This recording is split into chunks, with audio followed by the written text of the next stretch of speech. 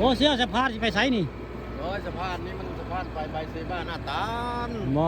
ไปพาไปเบิ่งนูเสียวเขาจะเห็นไว้อยู่ไสอันใบเซมานั่นมันเป็นหินโบราณเรือใดเสียวมันเป็นหินโบราณมันแต่พุทธศาสนาพุทธจะว่าดอกประวัติมันมีแต่สมัยใดแล้วแต่พ่อแต่แม่บ่สมัยพุทธสมัยศตวรรษที่13โอ้มันเป็นเมืองขอมเรือใดทันเป็นเมืองขอมโอ้ตามมันตำราที่อันทุกวันแล้วเพิ่นค้นพบอย่างว่าศตวรรษที่13แสดงมองนี่เป็นบ้านเก่าเมืองเก่าบ่เสียวเป็นบ้านเก่าเมืองเก่าของกันนั้นโอ้สมัยขอมแล้วบ้านนี้หินแกะสลักนี่เขาแกะไว้เดี๋ยวนี้หรือก็เสียไปท่าพนมเรือใดก็เสียไปใช้บุ้งหัวนี่ก็ได้ทั้งใช้เสียไปท่าพนมพุ่นแหละมันบ่ฮอดปะวันนี้ตาเบิ่งเนาะปะไว้นี่คือสะพานไปเบิ่งใบเสมานาตาลในพี่น้องนี่นี่แหละสะพานนี่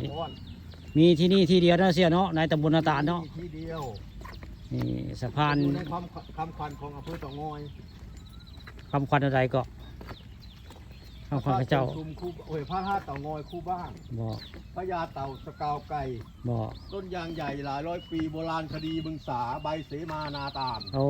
เชี่ยวชาญด้านไม้กวาดอุทยานแห่งชาติภูผายนหินลมพลเสรีไทยไหลเรือไฟลำน้ำพุงโอ้แน่นอน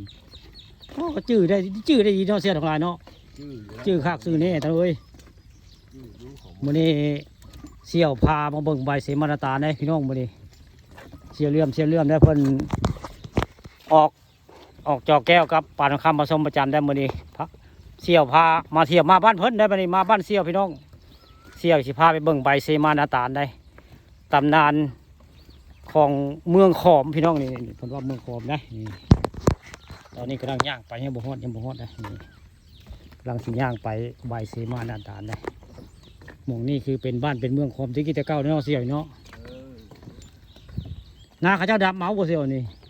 ดำแล้วแบบนี้เสียบ่ได้หว่านก้าบ่ได้เนาะโอ้น้ำในการเนาะนายังไม่ลืมบ่นี่ใต้นี่ผมยังไม่ลืมของใต้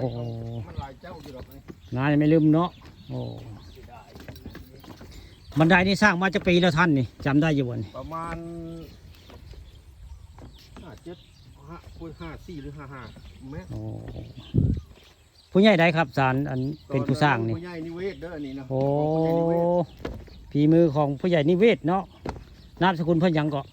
นิเวศสาภูคำโอ้ผู้ใหญ่นิเวศสาภูคำเนี่ยเป็นผู้สร้างผู้แปลงพี่น้องนี่สะพานไปเบิ่งใบเสมานาตาลนะหรือว่าหินโบราณหินแกะสลักพี่น้องนี่มื้อนี้เสี่ยวได้มาบ้านเสี่ยวเพิ่นพาปานคำไปเบิ่งใบเสมานาตาลเดี๋ยวไปฮอดแล้วก็ไปเบิ่งนำการพี่น้องนี่ละทางไปเบิ่งใบเสมานาตาลตำนานหินโบราณพี่น้อง